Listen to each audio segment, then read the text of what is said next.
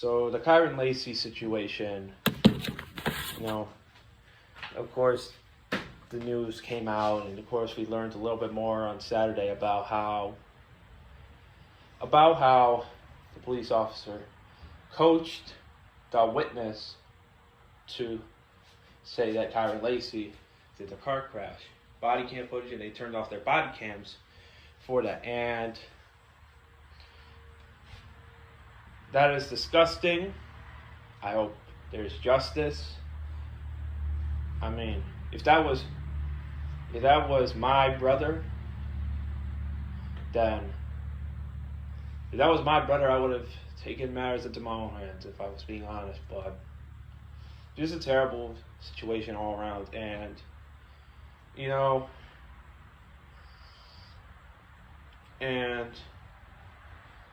making this made me think about my godfather, who, now, why would I be mentioning my godfather in a way? So let me explain what context here. If you've ever heard of the term of godparents are basically like chosen family. They could be your relatives, but I think most of the times they're like close friends to the dad or the mom, whatever, etc.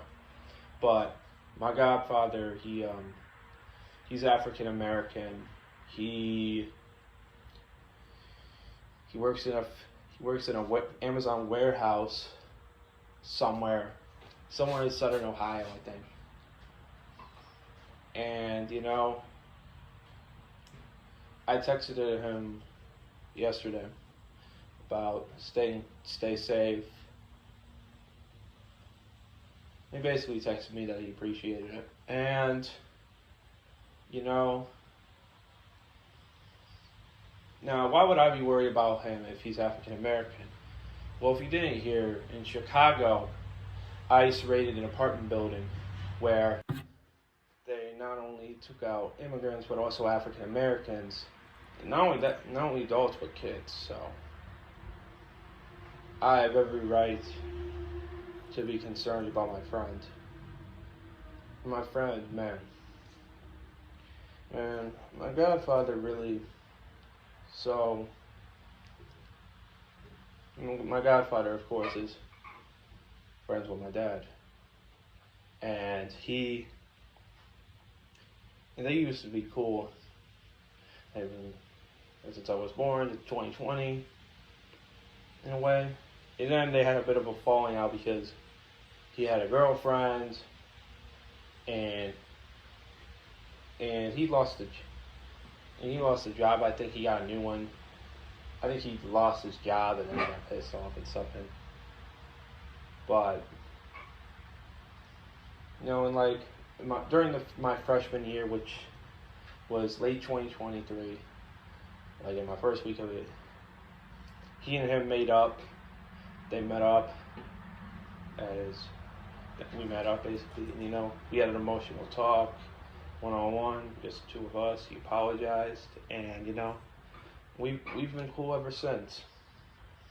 We see each other time to time. And he calls me nephew, which I think he looks at me more like a son in a way, because he had a daughter the same age, which I'm not going to get specifics of the situation because I really don't know. All I know is that they don't talk anymore. That she doesn't want to talk to him anymore. So that's the last I've heard of the situation. Maybe it changed, but I'm assuming that he hasn't talked to her.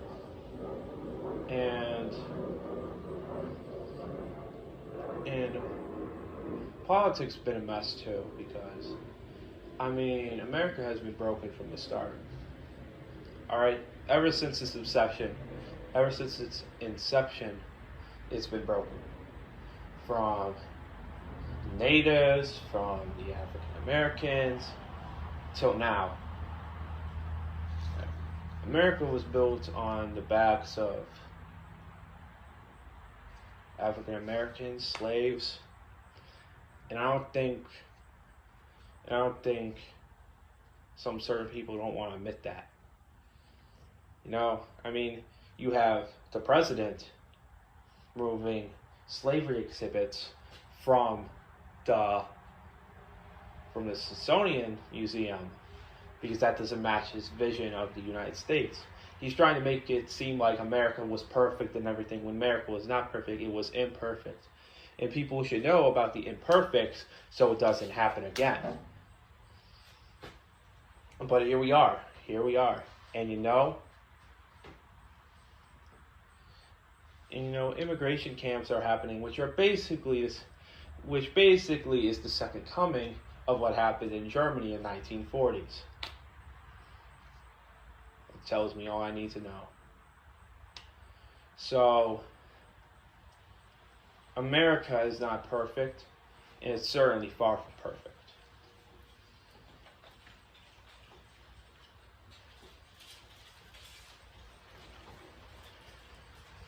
And given the whole immigration situation, given the whole ICE situation, I'm hoping and I'm praying that it can end as soon as it can, no matter what happens. I just pray that this can just end in the suffering of immigrants and the suffering from people who are arrested by ICE, who are taken away from their families, young kids getting traumatized. It's just terrible. It's just terrible.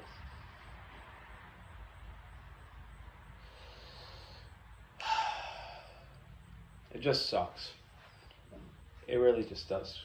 Because we're just bystanders and we're just watching this whole thing happen. It's just terrible. No, it's Ohio, so I probably won't have to worry about him. But, nothing's guaranteed.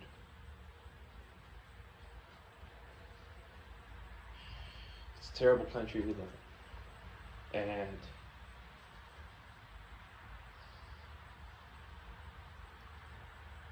I hope to God, I hope that one day I'm just gonna stop it right here. Yeah, this is just my TED Talk and my thoughts. Yeah, that's it. Bye.